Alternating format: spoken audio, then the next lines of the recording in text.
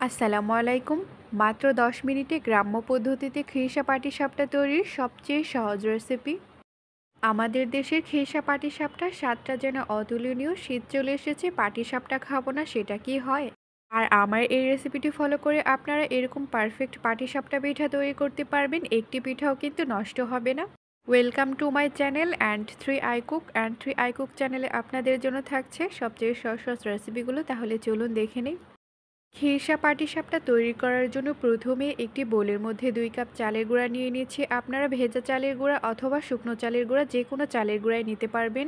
এরপর half cup ময়দা দিয়ে দিচ্ছি। ময়দার পরিবর্তে আপনারা আটাও ব্যবহার করতে পারবেন, তবে এটা না দিলেও চলবে। তবে এই ময়দাটা ব্যবহার করার কারণে পাটিসাপটাটা খুবই সফট হবে।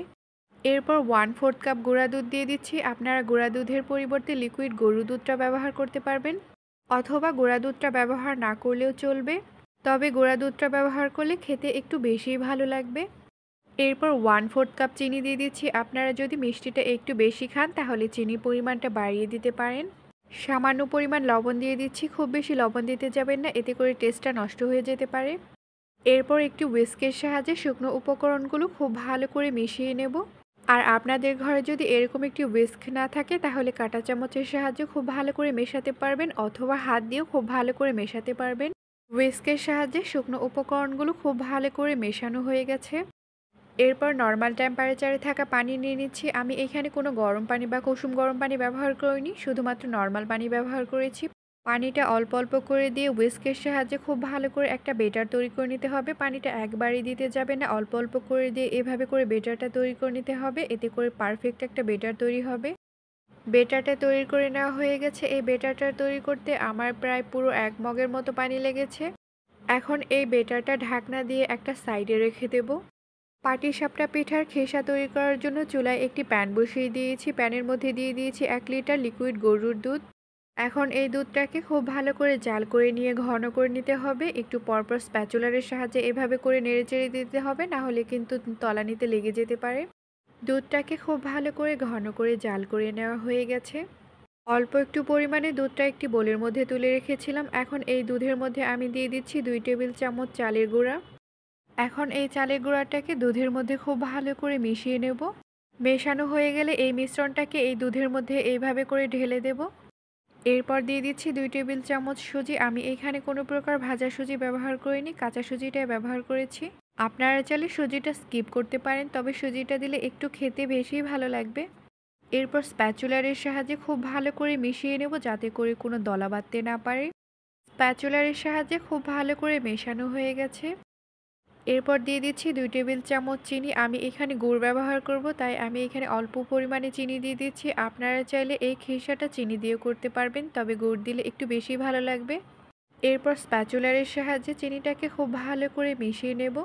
চুলার আঁচটা মিডিয়াম হিটে রেখে এই মিশ্রণটাকে খুব ভালো করে ঘন করে নিতে হবে।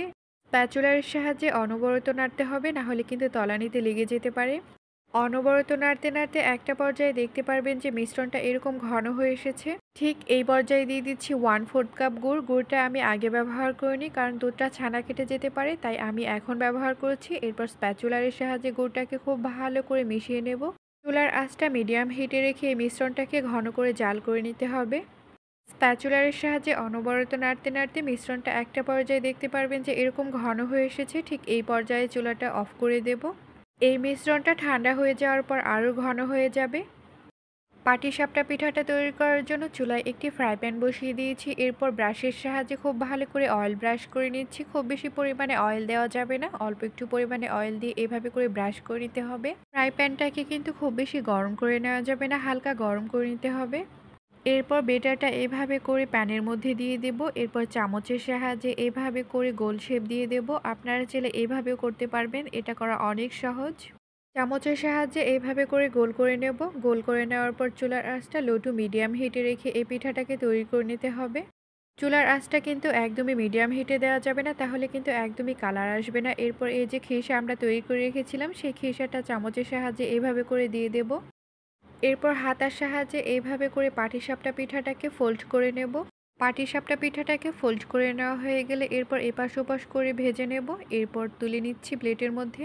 আপনাদের বোঝার সুবিধার্থে আমি আরও একটি পাটিসাপটা পিঠা তৈরি করে দেখাচ্ছি। এর জন্য বেটারটা এইভাবে করে প্যানের মধ্যে দিয়ে দেব। এরপর প্যানের হাতলটা এইভাবে করে ধরে নিয়ে এরপর রুটির মতো গোল করে নেব। চুলার আঁচটা লো টু মিডিয়াম হিটে রেখে এরপর রুটিটা যখন হয়ে গেছে এরপর এর উপরে দিয়ে দেব খিরসা। চামচের সাহায্যে খিরসাটা এইভাবে করে দিয়ে দিচ্ছি। খিরসাটা দিয়ে দেওয়ার পর এরপর হাতার সাহায্যে এভাবে করে ফোল্ড করে নেব। তৈরি হয়ে গেলে দারুণ একটা পাটিসাপটা। দেখতেই পাচ্ছেন কতটা সুন্দর লাগছে পাটিসাপটা পিঠাটা। এখন পাটিসাপটা পিঠাটাকে তুলে নেব। ঠিক এইভাবে করে সবগুলো পাটিসাপটা পিঠা তৈরি করে নেব। সবগুলো পাটিসাপটা পিঠা আমার তৈরি করে নেওয়া হয়ে গেছে। দেখতেই পাচ্ছেন কতটা লোভনীয় লাগছে।